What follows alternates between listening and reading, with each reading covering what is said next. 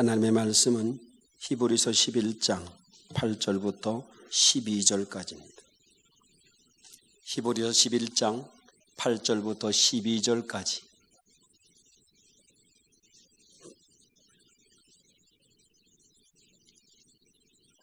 받들어 봉독합니다. 믿음으로 아브라함은 부르심을 받았을 때 순종하여 장래 유업으로 받을 땅에 나아갈새 갈 바를 알지 못하고 나아갔으며, 믿음으로 그가 이방의 땅에 있는 것 같이 약속의 땅에 거류하여 동일한 약속을 유업으로 함께 받는 이삭 및 야곱과 더불어 장막에 거하였으니, 이는 그가 하나님이 계획하시고 지으실 터가 있는 성을 바랐습니다. 믿음으로 사라 자신도 나이가 많아 단산하였으나 잉태할 수 있는 힘을 얻었으니 이는 약속하신 이를 미쁘신지를 알았습니다. 이러므로 죽은 자와 같은 한 사람으로 말미암아 하늘의 허다한 별과 또 해변의 무수한 모래와 같이 많은 후손이 생육하였느니라. 하나님을 찬양하는 모든 성도들에게 주의 축복과 은혜가 함께 있기를 기원합니다. 늘 오늘 이 주님 전에 오실 때 큰 기대감을 가지고 오셨을 거라고 믿습니다. 기대감을 가지고 식당에 가면 식당 맛이 훨씬 더 좋습니다. 근데 기대하지 않고 가는 식당은 그렇게 맛이 별로 없어요. 오늘 우리 예배를 통해서 여러분이 기대한 것보다 더 이상의 그런 충만한 것들이 느껴지고 고백되는 그런 예배가 될 수 있기를 바랍니다. 인생을 살면서 모든 사람이 원하는 것은 성공적인 삶을 원하는 겁니다. 잘 살았으면 좋겠어요. 그래서 우리는 제대로 살려고 그러는 거예요. 모든 사람들이 성공적인 삶, 많은 사람이 부러워하고 자랑할 만한 삶을 살고자 하고, 그리고 후손들에게 뭔가 할 얘기가 많은, 남겨줄 것이 많은 삶, 바로 그런 성공적인 삶을 원하고 있습니다. 이 성공적인 삶을 살려다 보니까 우리의 삶이 잘 살고 싶은 거예요. 그래서 제대로 살고 싶은 것이고, 그래서 우리가 신앙생활하는 목적은 우리가 이 세상에서 돈만 많아서 잘 사는 것도 아니고, 권세가 높아서 잘 사는 것도 아니고, 세상에서 인물이 좋아서만 잘 사는 게 아니라 하나님이 인정하시는 그런 거룩한 삶, 하나님이 인정하시고 하나님을 통하여 많은 사람에게 존경받는 삶을 살고자, 그래서 우리가 성공하는 삶의 가장 좋은 길이라 믿고 이곳에 나와 있는 겁니다. 지금 휴가철이에요. 아주 피크철입니다. 많은 사람들이 지금도 산으로, 강으로, 들로, 바다로 나가고 있습니다. 우리는 이 자리에 왜 와 있는 걸까요? 그것보다 이것이 바로 행복을 얻는 조건이라고 믿어지기 때문입니다. 바로 그것이 거기 있는 것보다 여기 있는 것이 훨씬 더 잘 사는 길이라고 믿기 때문에 우리는 여기 있는 거예요. 이 시간이 하나님의 시간이라 믿어지고, 그리고 하나님과 하나님의 백성으로서 마땅히 하나님의 자리에 있어야 된다는 거 우리가 인정하고 여기 있는 겁니다. 그러므로 우리는 이렇게 하나님 앞에 보면 성공과 실패는 종이 한 장 차이예요. 아주 작은 것으로 판가름이 납니다. 우리는 성경에서 보면 같은 조건 속에서 성공한 사람과 실패한 사람의 예를 들을 수 있습니다. 첫 번째는 아브라함과 롯입니다. 하나님의 사람 아브라함, 그리고 그의 조카 롯은 항상 늘 같이 다녔어요. 제사도 같이 드리고, 하나님을 어떻게 섬기는 것인지, 하나님의 약속을 믿고 어떻게 살아갈 것인지 신앙과 삶에 대하여 아주 잘 알았던 아브라함과 그리고 그의 조카 롯입니다. 늘 그렇게 함께 잘 사는 거예요. 그는 복을 받으며 살았고 넉넉하며 살았어요. 그러다가 이제 그들이 함께 거할 수 없는 상황이 되자 갈라지게 됐습니다. 근데 아브라함은 하나님의 뜻에 의해요. 롯은 자신의 생각에, 욕심에 따라서 그들은 소돔과 고모라로 넘어갑니다. 거기서부터 그들의 삶이 갈리기 시작합니다.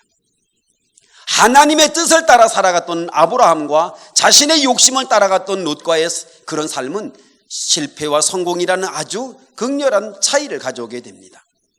우리의 삶 속에 하나님의 뜻을 따라 살아가는, 하나님이 원하는 그 길로만 따라가는 여러분의 삶이 될 수 있기를 바랍니다. 이렇게 하면 잘 살 것 같다, 눈에 보이는 이익을 따라가다가 바로 실패자의 삶으로 종교를 짓는 게 바로 롯의 삶이었어요. 그리고 다윗과 사울의 왕의 비유를 들 수 있겠습니다. 사울 왕은 이스라엘 초대 왕이에요. 이스라엘을 나라를 만들고 초대 왕으로 인정된 사람이라고요. 누가 왕을 세웠어요? 하나님이 세우신 거예요. 누가 그들의 가문을 위대한 가문 만들어 주신 거예요? 하나님이 그렇게 하신 거예요. 누가 그를 민족의 지도자로 삼았습니까? 하나님이 그렇게 하신 거예요. 사울이 잘나서도 아니고, 사울이 인물이 뛰어나서도 아니고, 사울의 가문이 대단해서도 아닌 거예요.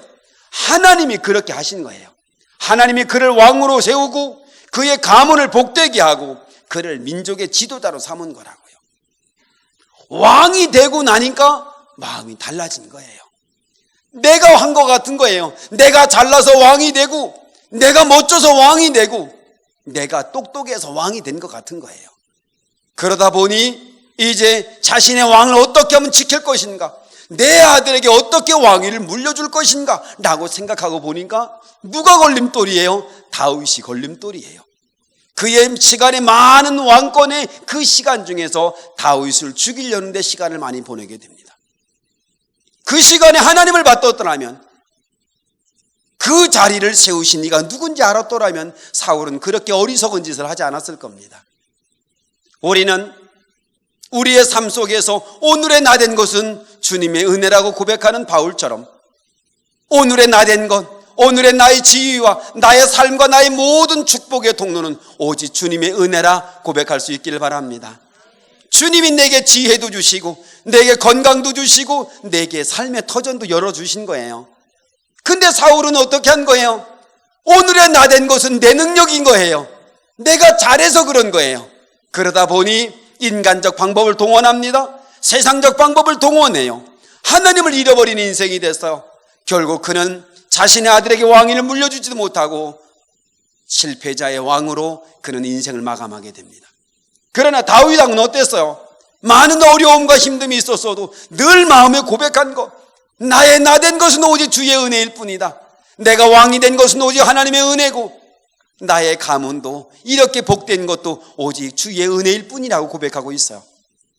그는 인생을 마감하면서 그의 아들 솔로몬에게 말합니다. 너는 하나님을 잘 지켜 명령과 규례를 지키고, 그리고 왕과 이 모든 것들이 오직 하나님께로 나은 것을 너는 잊지 말도록 해라 라고 얘기를 합니다. 하나님을 잃어버린 왕, 하나님을 따라갔던 왕의 차이가 바로 실패와 성공의 길로 갈라졌어요. 우리는 처음에는 성공자의 삶이었다가 마지막에는 실패자의 삶으로 끝을 맺는 사람들을 많이 보는데, 여러분의 삶은 시작도 성공의 삶으로 시작했다가 마지막도 성공의 삶으로 끝을 맺는 삶이 되기 바랍니다. 그 차이는 바로 하나님을 잃어버리는가 잃어버리지 않는가의 모습입니다. 세 번째는 베드로와 가룟 유다의 모습입니다. 그들은 예수님께서 선택하신 12명의 제자들 중에 한 사람들이었어요. 그들은 하나님의 기적을 경험하고 예수 그리스도를 통해서 하나님 나라가 이 땅에 실현되는 것을 직접 경험하고 체험하고 그리고 고백했던 사람들입니다. 그런데 이 두 사람은 동일하게 막판에 주님의 마음을 아프게 했어요. 가룟 유다는 은30에 그의 스승을 파는 그런 죄를 범했고, 베드로는 3번씩이나 저주하며 예수를 부인하는 일이 생겼어요.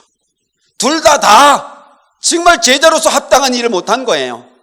그러나 가룟 유다는 그냥 회개할 기회를 얻지 못하고 스스로 목숨을 끊어 자신의 삶 상해를 마감하십니다. 그런데 베드로는 통곡하며 울며 자신의 삶을 돌아봅니다. 회개한 자예요. 우리는 모든 사람이 다 허물할 수 있습니다. 예수를 비난의 자리에, 예수를 대적하는 자리에, 교회를 거치는 자리에 설 수 있습니다. 누구든지 베드로나 가룟 유다처럼 우리도 은30에 돈 때문에 예수를 팔고 내 일 때문에 예수를 팔고 십자가를 내려놓아야 할 때도 분명히 있습니다. 그러나 다시 일어서는 겁니다. 다시 일어서면 복이고 일어서지 못하면 저주입니다. 성공자는 다시 일어서는 겁니다. 늘 과거의 우리의 삶에 매여서 나는 이랬어, 나는 늘 이렇게 실패자의 삶을 살 수밖에 없었어, 예수를 대적했던 사람이고 예수를 핍박했던 사람이라고 그렇게 인정하고 살아버리면 그는 실패자의 삶이 됩니다. 다시 일어서는 겁니다. 어제까지는 그렇게 살았어도, 어제까지는 예수를 대적자로, 어제까지는 교회를 거치는 자로, 어제까지는 하나님의 십자가를 내려놓는 자로 살았다 할지라도 오늘 다시 일어서면 되는 겁니다.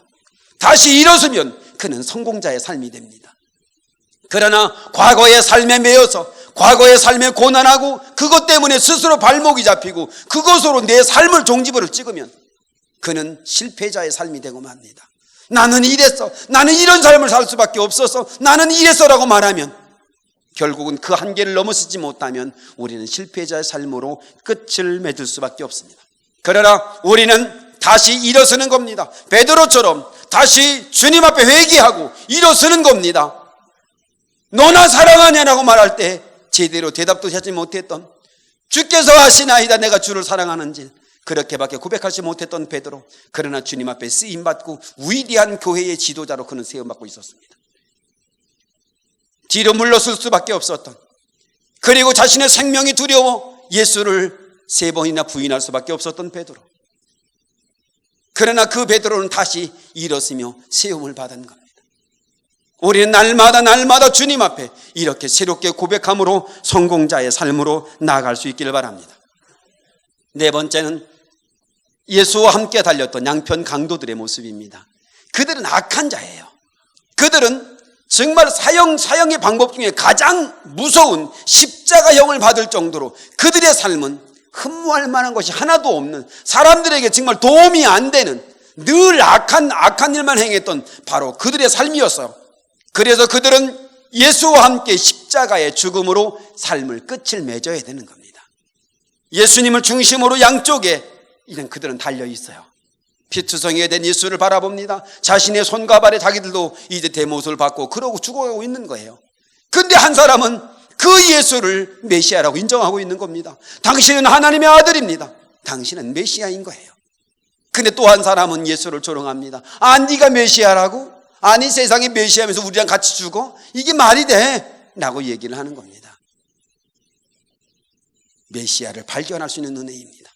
마지막 죽는 순간에 예수를 메시아로 인정했던 사람은 낙원에 들어가는 축복을 얻을 수 있었습니다. 기회입니다. 예수를 만날 수 있는 기회에, 예수를 고백할 수 있는 기회에 두 사람은 똑같이 그 기회를 잡았지만 한 사람은 잃어버렸고 한 사람은 기회를 얻었습니다. 그리고 500명의 성도들은 감람산에 모여 있습니다. 부활의 예수를 경험하고 그리고 예수의 승천을 바라보며 500명의 성도가 감람산에 모여 있습니다. 예수님이 그들에게 말합니다. 예루살렘을 떠나지 마라. 아버지의 약속하신 것을 기다리라 라고 명령합니다. 그 명령하고 10일이 지났을 때 그들의 380명은 벌써 떠나고 말았어요. 자신의 삶이 너무 바쁜 겁니다. 주님이 말씀하셨어도 언제 올지도 모르고 언제까지 기다려요? 그러다 보니 예수의 말씀을 포기하고 그들은 세상으로 나갔습니다. 그렇게 나갔던 380명, 그리고 어리석게도 마가의 다락방의 120명들은 언제 그 약속이 이루어질지도 모르는 그 약속을 기다리고 그곳에 앉아서 기도하기 시작했어요.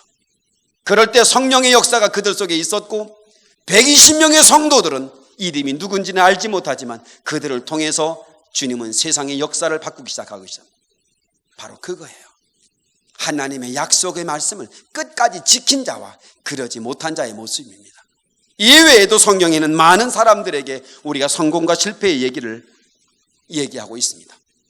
그런데 그들에게는 동일한 것이 있어요. 그들에게는 기회가 주어졌다는 겁니다.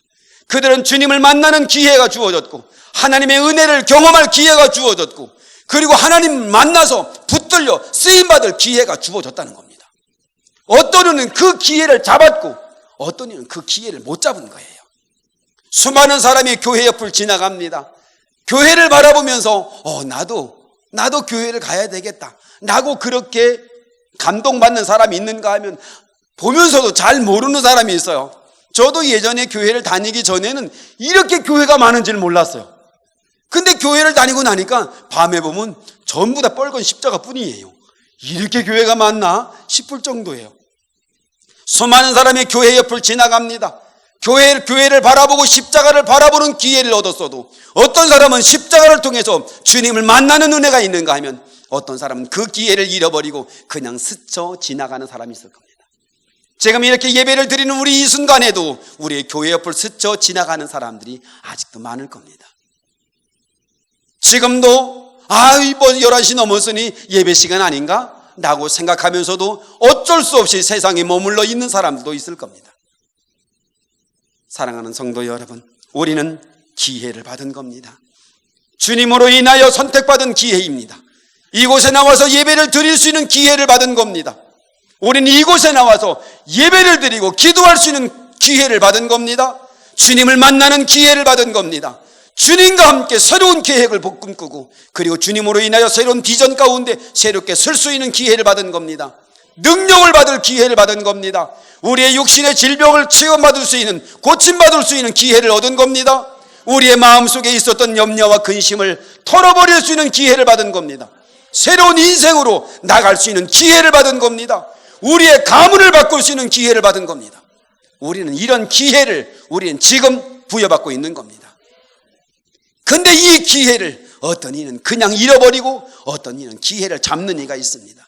사랑하는 성도 여러분, 우리는 이 기회를 잡을 수 있기를 바랍니다. 이 기회가 바로 여러분의 기회가 되길 바랍니다. 여러분을 위해 제공된 기회일 수 있기를 바랍니다. 우리 교회에게도 기회가 주어졌습니다. 전도의 기회입니다. 우리 많은 주변에 있는 사람들에게, 입주하는 사람들에게 하나님의 나라가 무엇인지, 그리고 그들을 위해서 영혼을 준비할 구원의 공동체가 이미 준비되었다는 사실을 그들에게 알려주고 있습니다. 부흥될 기회가, 영혼을 건져낼 기회가, 하나님이 이 교회를 통하여 이루실 놀라운 역사를 성취할 기회가 우리에게 주어져 있는 겁니다. 우리는 그 기회에 머물러 있습니다. 그래서 우리는 그 기회를 우리는 주님의 이름으로 확실히 잡아 그 기회가 내 축복의 통로가 되고자 합니다. 그러므로 우리는 이 기회를 통하여 어떻게 축복으로 나아갈 것인지에 대하여 오늘 아브라함을 통해서 우리가 말씀을 나눌까 합니다. 우리는 오늘은 세 가지의 고개를 넘어갈 겁니다. 첫 번째 고개는 바로 부르심의 고개입니다. 창세기 12장 1절 말씀에 여호와께서 아브라함에게 이르시되 너는 너의 고향과 친척과 아버지의 집을 떠나 내가 내게 보여줄 땅으로 가라고 말합니다. 이게 사명이에요. 사명. 우리는 주님의 나를 선택하신, 오늘 이 자리에 여러분을 부르신 그 은혜를 여러분이 깨달을 수 있기를 바랍니다. 우연히 이곳에 온 것이 아니라, 우연히 중앙의 교회로 오신 것이 아니라 하나님이 여러분을 부르셔서 이곳에 오신 은혜를 기억할 수 있기를 바랍니다. 약속입니다. 부르심은 약속이에요. 그냥 부르는 것이 아니라 하나님이 우리의 가문에 복을 주시고 우리의 삶에 복을 주시려고 우리를 약속 가운데 부르시는 겁니다. 그 약속을 비전이라고 얘기를 하는 거예요. 우리는 지금 아브라함에게 내가 내게 지시할 땅으로 가라, 그게 약속이고 그게 명령이고 그게 아브라함의 비전이에요. 그 비전을 향해 나아가는 거예요. 그의 삶의 목적이 됐어요. 그의 삶의 목적은 하나님이 지시할 땅으로 날마다 아멘으로 순종하며 걸어가는 겁니다. 그게 바로 그의 비전이에요. 우리를 왜 부르셨을까요? 우리를 왜 하나님의 사람으로 부르셨을까요? 왜 우리를 중앙의 사람으로 부르셨을까요? 왜 우리에게 직분을 주셨을까요? 왜 우리에게 이 자리에 앉게 했을까요? 왜?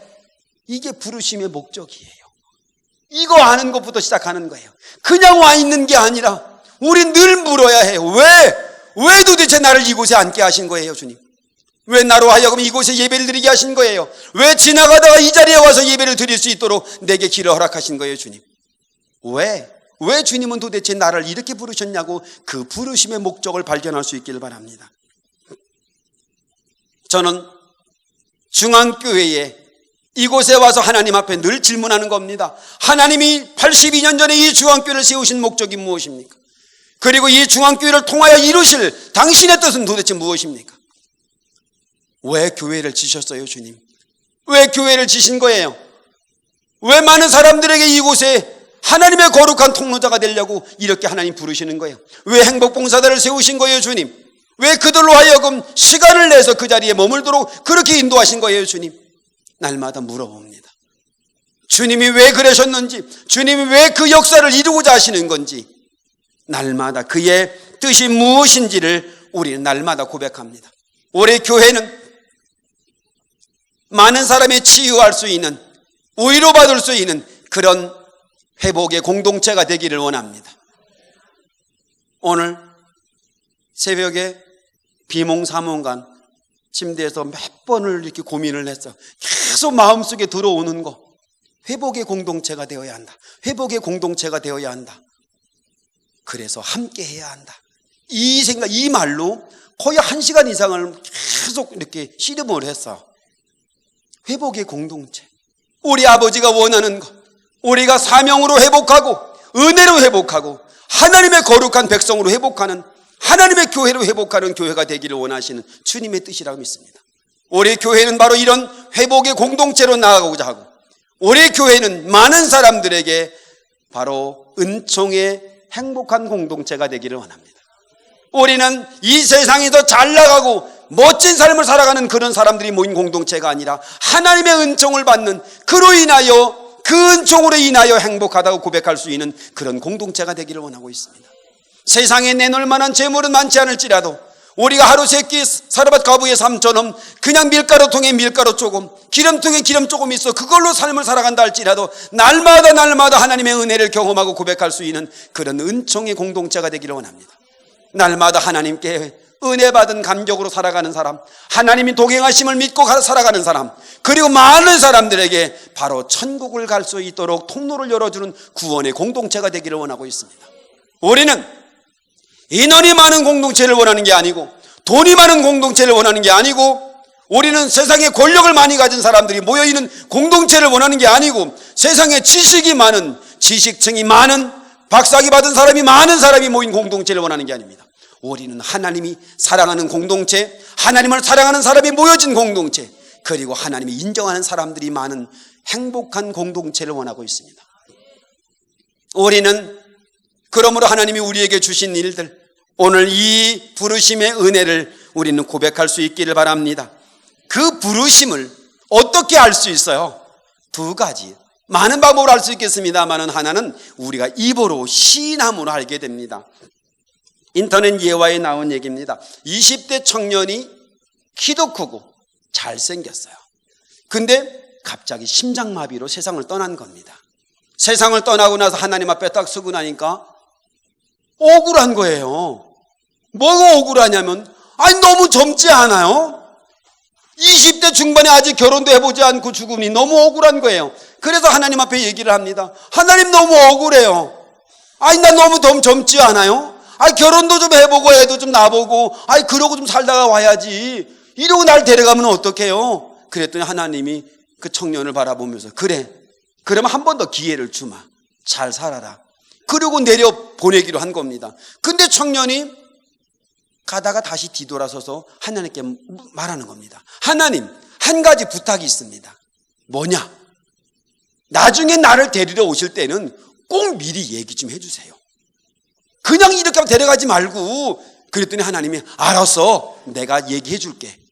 잘 살아라. 잘 귀 기울여 살아. 그랬더니 그러고 산 거예요. 30대 돼서 결혼하고 아이 낳고 잘 먹고 잘 살고, 그러고 나이가 70대 중반이 된 거예요. 그러다 갑자기 심장마비로 덜컥 또 세상을 떠난 거예요. 하나님이 뭐라고 하기도 전에 이가 말합니다. 하나님 너무하는 거 아니에요? 아니 왜 이렇게 약속을 어기시는 거예요? 분명히 그랬잖아요. 데려오기 전에 미리 얘기해 주신다고. 그랬더니 하나님이 하시는 말씀이, 내가 얘기했어. 네가 집중해서 안 들은 거야. 아니 언제 얘기하신 거야? 나 한 번도 못 들었는데. 너 40대 뭐랬냐? 너 몸이 예전 같지 않다고 그랬잖아. 허리도 아프고 다리도 아프고, 나 이거 정말 이거 못 쓰겠네. 너 그랬잖아. 50대 들어서 뭐라 했어? 눈도 침침하고 이래서 나 오래 못 살 거라고 너 분명히 그랬지. 60대 돼서는 뭘 했어? 얼굴 주름지고 이런 거 보면서 나 이제 세상 떠날 일 얼마 남지 않았다고 너 분명히 그랬잖아. 70이 넘어서는 뭘 했어? 네 친구들 한들 떠나가면서 이제 다음 차례는 나인가 봐. 네 입으로 그렇게 말했잖아. 내가 그렇게 40대부터 얘기를 해줬는데도 불구하고 네가 안 들은 거야. 여러분, 하나님은 우리의 입을 통해 역사를 하세요. 우리의 입술을 통해 역사를 하신다고요. 혼자 말한 거예요. 나 이러다가 큰일 나는 거 아니야? 나 이러다가 죽는 거 아니야? 나 이러다가 다음 차례 아니야? 나 이러다가 이게 뭐예요? 하나님이 우리 마음속에 은혜를 심어 입으로 고백하게 한다고요. 그 소리가 주님의 소리인지를 구별할 수 있다면 그는 복된 삶이 될 수 있을 겁니다. 나 이거 죽는 거 아니야? 그러면 사는 길을 택해야죠. 나 이거 잘못 사는 거 아니야? 그러면 잘 사는 길로 택해 가야죠. 주님의 소리가 들리거든 그렇게 고쳐야죠. 근데 그 소리가 주님의 소리인지를 모르는 거예요. 날마다 고백할 때마다 아이고 나 기도해야 되는데, 아이고 나 예배 잘 드려야 되는데, 아이고 나 주님 앞에 잘 구별해 드리려야 되는데, 주일날엔 딴 데 안 가고 예배 잘 드려야 되는데, 공적인 예배 주님 앞에 제대로 드려야 되는데, 아유 바빠요 바빠, 아유 바빠 라고 말하면서도 늘 입에서 나 이렇게 신앙생활은 안 되는데, 나 이렇게 믿으면 안 되잖아 라고 스스로 내가 고백을 한다고요. 내 입술로 내가 고백을 하는 거예요. 여러분의 입술의 고백은 뭐예요? 나 이 정도면 잘 믿고 있어 라고 생각하시나요? 나 이렇게 믿어서는 안 되잖아, 내 가정 이렇게 믿어서는 안 되잖아, 우리의 자녀들 이렇게 믿어서는 안 되잖아. 나는 입술에 고백이 뜨거든. 지금부터라도 결단하셔야 합니다. 지금부터 그분의 음성이라고 듣고 그분의 약속을 믿고 바꾸시기 바랍니다. 새롭게 결단할 수 있기를 바랍니다. 그 약속 들어가면서도 불구하고 그냥 밀고 나가면 안 됩니다. 그러면 큰일 나요. 그러면 실패자의 삶이 된다고요. 날마다 하나님이 우리의 입술에 언어를 두시는 이유는 우리가 성공자의 삶을 살아 제대로 살고 정확하게 살기 위함입니다. 그러므로 여러분의 입술의 고백을 무시하지 마세요. 여러분의 입술의 고백을 그냥 넘기면 안 됩니다. 잘 들어야 해요. 그러므로 여러분의 입술 속에 믿음의 고백을 뭐라고 말하는지, 여러분들이 뭐라고 고백하고 있는지, 뭐라고 독백하는지, 뭐라고 생각하고 있는지 그 생각 속에 주님의 은혜를, 주님의 뜻을 우리가 새길 수 있기를 바랍니다. 그리고 성령과 말씀을 통해 주어지는 거예요. 오늘 말씀을 듣다가 감동이 되거나 우리가 기도하다가 감동이 되면 그 말씀을 붙들을 수 있길 바랍니다. 그 말씀이 여러분에게 주시는 부름의 은혜예요. 여기서부터 시작하는 거예요. 하나님이 나를 어떻게 부르시고 내가 어떻게 살기를 원하시고 내가 어떤 자리에 서기를 원하시는지 우리가 그렇게 듣고 서는 거예요.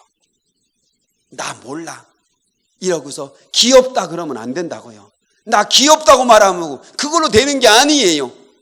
나 몰라 청문회처럼 나 잘 모르는데요. 늘 우리가 청문회 하면 그러잖아요. 기억 안 납니다. 잘 모릅니다. 생각 안 납니다. 나 그런 적 없습니다. 근데 주님 앞에 가서는 그렇게 안 된다고요. 세상 사람들은 나 잘 모릅니다. 기억 안 납니다. 나 그렇게 안 했습니다 라고 말하면 될 것 같아도 하나님 안에서는 그게 안 된다고요. 사랑하는 성도 여러분, 우리가 성공자의 삶을 살고 있다면 제대로 살 것이고 그렇게 살지 못한다면 성공자의 삶으로 바꿔 나갈 수 있기를 바랍니다. 잘 듣는 겁니다. 그리고 두 번째는 첫 번째 고개를 그렇게 넘어가서 마음의 비전을 붙들고 약속을 붙들었으면 그 다음에 뭐 하는 거예요? 믿는 거예요. 그 약속을 믿고 가는 거예요. 믿는다는 말은 오늘은 믿었는데 나가면서 바로 그 믿음을 잃어버리는 사람이 있어요. 우리가 여기서는 믿어지는데 세상에 나가면 바로 잊어먹는 사람이 있어요. 여기서는 믿음의 사람 같은데 세상에 나가면 세상의 사람 같은 사람이 있는 거예요. 안 돼요. 아브라함의 모습은 75세에 갈대 우르에서 떠나서 하란에 머물렀다가 그곳에 정착을 했어요. 이제 살만한 거예요. 내 나이 75세입니다. 이제 양도 많고 그냥 살아 이렇게 살다가 죽어도 되는 거예요. 근데 하나님이 그 75세에 가나안을 향해서 내가 내게 지시할 땅으로 가라. 오늘 본문에 보니 갈 바를 알지 못하고 그랬어요. 어디로 가야 할지도 모르는 그 길을 향하여 주님과 함께 동행할 때 결단을 해야 합니다. 안주할 것인가 나갈 것인가 라고 하는 것들은 믿음의 고백입니다. 여러분의 비전을 받았습니다. 해보자. 우리의 교회의 비전이 나가자. 그리고 행복봉사단을 하자. 어떻게 해보자 라고 고백을 합니다. 요즘 입주가 지난주에 입주를 시작했어요. 나가서 행복봉사단에 이제 그들에게 나가서 뭘 하려고 보니까 사람이 없어요. 조를 짤 사람이 없어요. 고민이에요. 계속 너무 바쁘게 돌아갈 수도 없는데 조금만 나눠주면 좋은데 오늘 제가 늘 맞고 새벽에 저를 힘들게 했던 것이 함께 해야 한다는 거였어요. 함께 이어예요. 함께가 부흥의 시작이에요. 역사라고요. 근데 해보니 할 사람이 없는 거예요. 늘 그 사람들로 세워지고 있어요. 그러다 보니까 한 주에 2번, 어떤 때는 3번씩도 돌아가야 되는 그런 일이 생긴 거예요. 사람을 세워줄 일이 없어요. 바로 그거예요. 어떻게 할 것이냐고 하는 거예요. 그냥 내 삶에 안주할 것인가, 아니면 일어나 움직일 것인가라고 하는 거예요. 그것은 믿음에부터 시작하는 겁니다. 일어나라. 뭘 보고? 믿음으로 일어나라는 겁니다. 믿음으로 일어나는 겁니다. 주님이 나의 삶을 바꾸실 줄 믿고 일어나는 겁니다. 우리가 왜 기도하는 겁니까? 믿고 기도하는 겁니다. 믿고 충성하는 겁니다. 믿고 성경 읽는 겁니다. 믿고 드리는 겁니다. 믿고 고백하는 겁니다. 우리는 이렇게 믿고 하는 거예요. 창세기 12장 2절 3절에 내가 너로 큰 민족을 이루고 내게 복을 주어 내 이름을 창대하게 하리니 너는 복이 될지라. 너를 축복하는 자에게는 내가 복을 내리고 너를 저주하는 자에게는 내가 저주하리니 땅의 모든 족속이 너로 말미암아 복을 얻을 것이라 하신지라. 큰 민족을 이루고, 근데 아브라함 나이가 75세, 아들도 하나 없어요.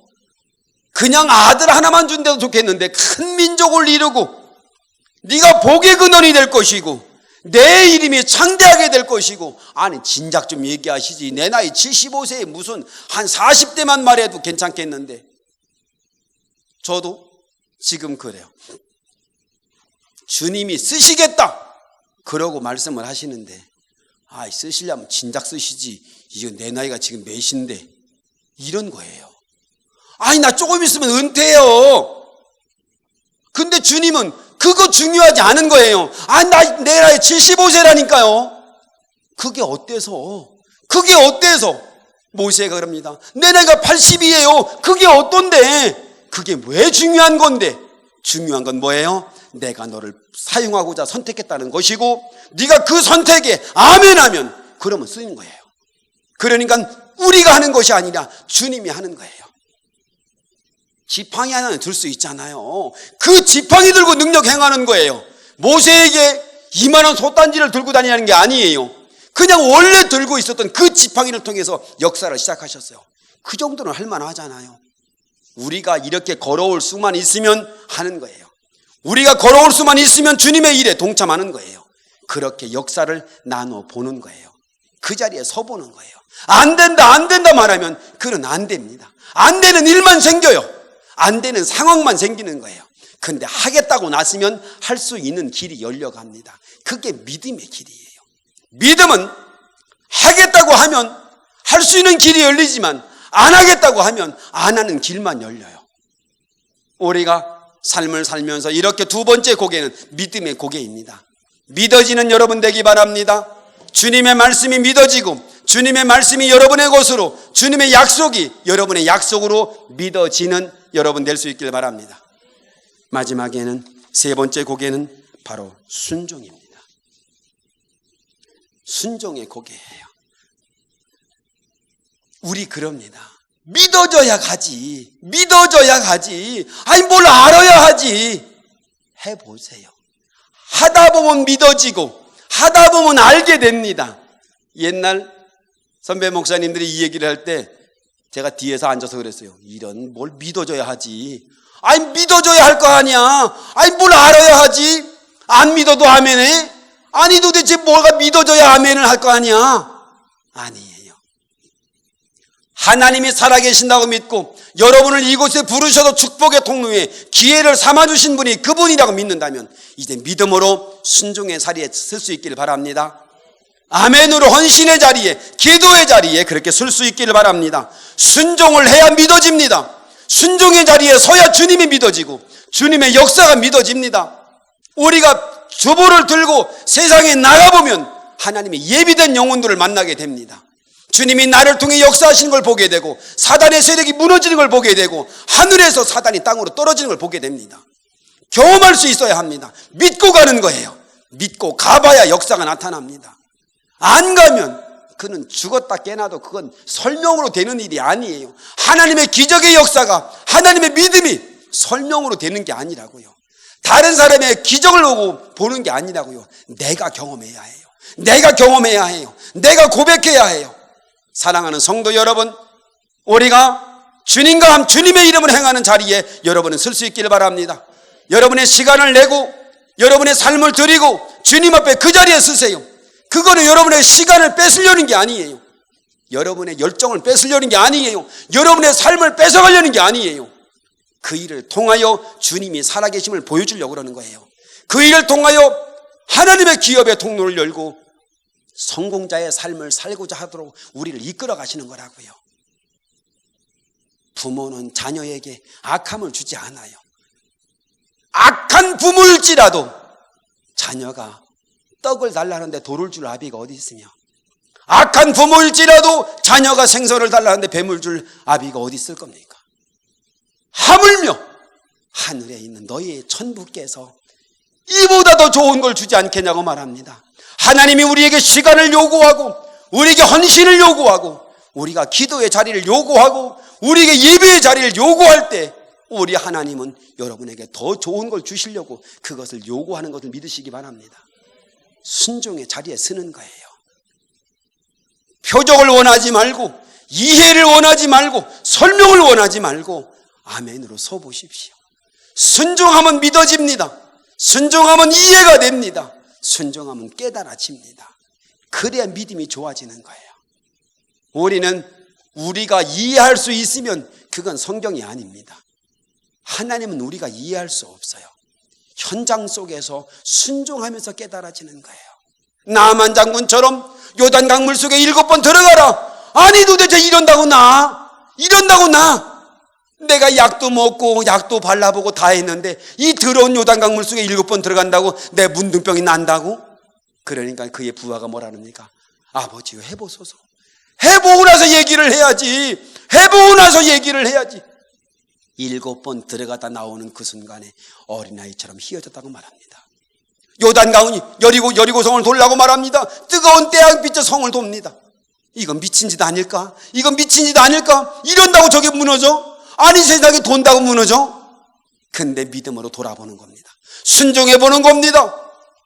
아멘으로 그 일을 해보는 겁니다. 돌고 나서 그의 말씀대로 소리를 지를 때 여리고성이 무너지는 역사가 있었습니다. 우리는 그 성경을 얘기를 하고 있는 거라고요.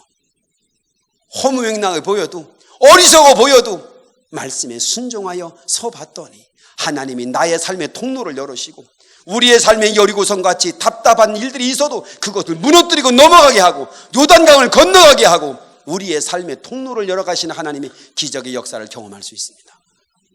결론의 말씀을 맺겠습니다. 사랑하는 성도 여러분, 신앙의 삶은 아멘입니다. 우리 오늘 여기 와서 한 번도 아멘 안 해보신 분 있으시죠? 할렐루야. 자, 아멘 한번 해보십시오. 아멘. 한 번은 하고 가야죠. 예배 때 와서 한 번도 아멘 안 하고 그냥 냅다 졸다만 가면 어떡해? 아멘은 하고 가야지. 입에다 꿀 발라놓은 것처럼 붙여놓으면 어떡해요? 우리가 세상에 나가서는 아멘 잘 안 하잖아요. 교회 와서라도 해야지. 여기 와서라도 아멘 하시기 바랍니다. 그렇게 아멘 하다 보면 믿어진다고요. 그러면 내 삶이 아멘의 삶으로 바뀐다고요. 여러분, 신앙은 아멘으로 시작해서 아멘으로 끝을 맺는 거예요. 아멘은 하나님이 주신 유일한 언어라고요. 축복의 언어, 은혜의 언어, 그리고 기적의 언어가 바로 아멘이라고요. 아멘 그러면 기적이 되고, 아멘이 그러면 축복이 되고, 아멘이 되면 은혜가 된다고요. 이렇게 고백하면서부터 시작하는 거예요. 그리고 그 자리에 서보는 거예요. 그러면 달라집니다. 달라질 수 있습니다. 믿음이 없는 사람에게는 기적은 놀라운 거지만 믿는 사람에게는 기적은 삶입니다. 날마다 주님이 함께 계신다고요.